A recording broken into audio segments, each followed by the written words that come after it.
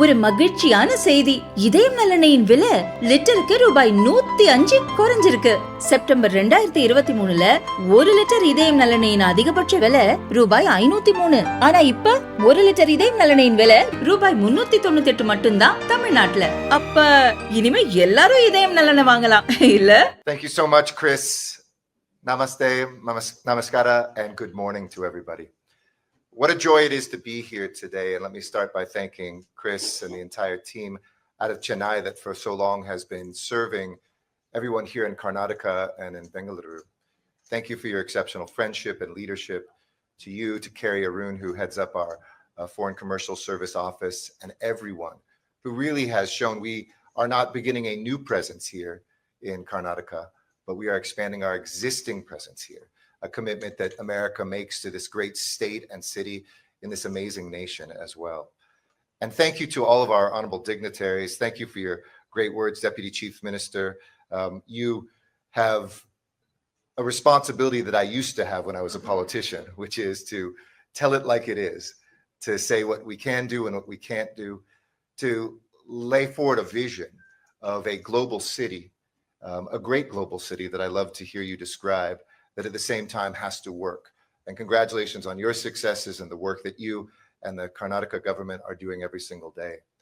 And it's also a great honor that my last public speech as United States Ambassador, that I get to share the stage with somebody who has been a friend, a mentor, somebody used the word Deputy Chief Minister tycoon. He is a tycoon of diplomacy. He is somebody who is a thinker. He is a facilitator. I think more world leaders know him as a friend. He'll be representing this nation at the swearing in of our next president. But I want to thank Dr. Jaishankar for the work he has done over decades, not only as somebody who has roots here in this city, but to push this day forward and to push a friendship that is a defining relationship in the world today between the United States and India. Please give him a round of applause and thank him for that. We've been talking about this for a long, long time, right? In Canada, there's a expression, "Parehun anade aitu," where you say you talk a lot, but nothing gets done. Well, today, Ivatu undu hosa aramba. We have a new beginning. We start together to make sure this beginning plants a seed that will flower for decades to come. You know, our relationship in India is not new. In fact, many Americans don't know, and very few Indians, that our second consulate in the world was here in India. First, after the independence of a new America in 1776, we opened a consulate in Lyon, France. And then the second was in Kolkata, showing back then the importance of India to a new American nation. Since then, we have built to 5 posts, 7 if you count our commercial offices, including here and in Ahmedabad. And this is now the second largest mission of America anywhere in the world. It produces the second most visas, the most students. We're breaking records every single year, record employees, record visas, record students, record military exercises, record engagement from the seabed to space. And as I boarded the plane from Delhi yesterday, Dr. V. Narayanan, who is the new secretary of the Department of Space, was on my flight. It was the same day yesterday where India achieved something very few nations have, a docking of satellites in space. And I congratulated him. We used to say the US-India relationship was so vast that the sky's the limit. But after yesterday, I think the sky is no longer the limit. It is to space and beyond. Congratulations to India on that big day. But today we fulfill a commitment made by our leaders during Prime Minister Modi's state visit to Washington last year. And it was actually in one of the preparatory meetings we had when the Secretary of State came here before G20, that we were at Hyderabad House in Delhi, and Minister Jaishankar took me aside and said, "Hey, we want you to open up more consulates here." And ever since, the Indian government has been pushing and pushing, and we've had a bureaucracy in America too. But President Biden put in the leader's statement with Prime Minister Modi that this would happen. And today, a promise made is a promise kept. And this tangible expansion of our partnership is based on so much that we already have here. In some ways, Bengaluru is the most American of Indian cities.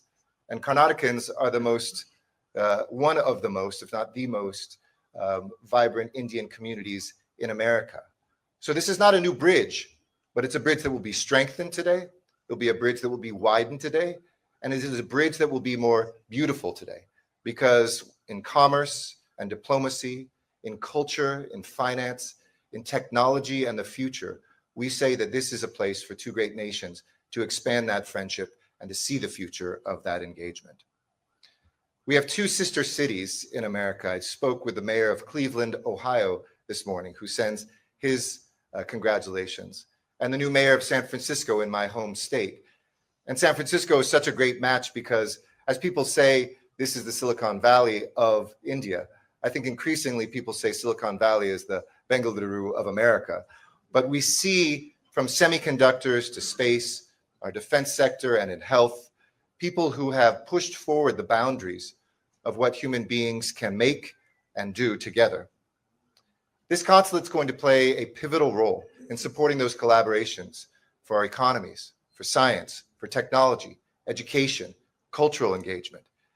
And while visa services will not be offered at the beginning, we will eventually bring visa services here. So I know everybody's been waiting a long time. It is everybody's favorite topic with an ambassador.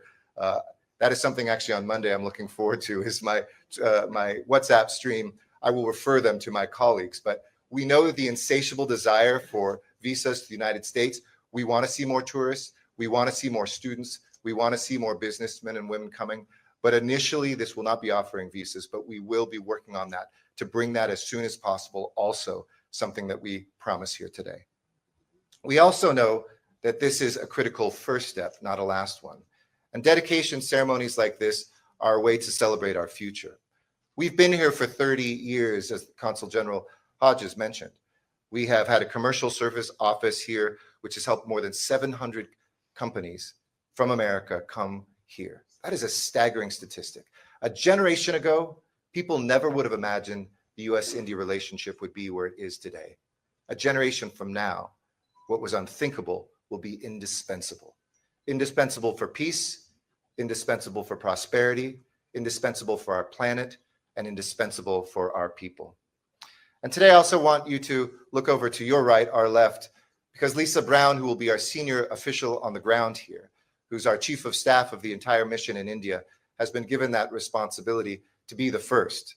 To help build this, I ask you to introduce yourselves to her, give your cards, build the relationships, help her bring more resources, connections, deals, breakthroughs, and more here. She's somebody who has worked as a chief of staff for our deputy secretary of state, somebody who's worked at our National Security Council, and she's an exceptional public servant, a great friend, and I know she is going to be one of the most popular people here as our senior official in Bengaluru. Congratulations, Lisa. So in closing, because there's so much to talk about of other things other times, I want to say, you know, when I first got here to India, if you'll allow me to indulge because of my last public speech, I had first come to this country when I was 14 years old. My parents brought my sister and I here on a trip. And immediately India captured my heart. When I went to university, I had to study a foreign language, so I chose Hindi and Urdu. People said, well, why are you studying an Indian language? And then my college roommate randomly assigned to me. His father became the United States ambassador to India when I was 19 years old, and I returned, spending 2 nights in the residence of the United States ambassador in Delhi.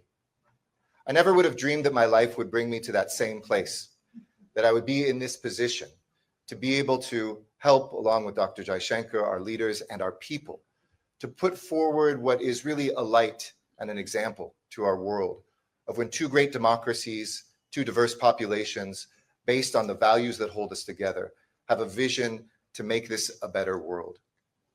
I've had chai with soldiers in the heights of Ladakh at 17,000 feet. I bathed in the warm waters of Kanyakumari alongside Indian friends as the sun rises over the statue of Vivekananda. I've talked with students, girls on the edge of the desert in Rajasthan who are the first in their family to ever go to school, who dream of being a biotech tycoon when they grow up. And I've been in the jungles of Nagaland, where entrepreneurs are bringing their incredible artisanship to global economies and stores around the world. I've seen the hopes and dreams of Indians never as strong in the many decades I've come here as right now. So I want to say thank you to India, because I'll tell you, so much has changed. A country that you're building anew, a Bengaluru that is an international capital, a Karnataka that is a place of innovation, and an India that always looks at tomorrow differently than today. But one thing that has never changed is the soul of this place, its warmth, its welcome, and the way that it's captured my heart. And I can think of no better last act as your ambassador from the United States than to make sure this consulate site is open. Thank you very much, Dhanyavad, and here's to a great future.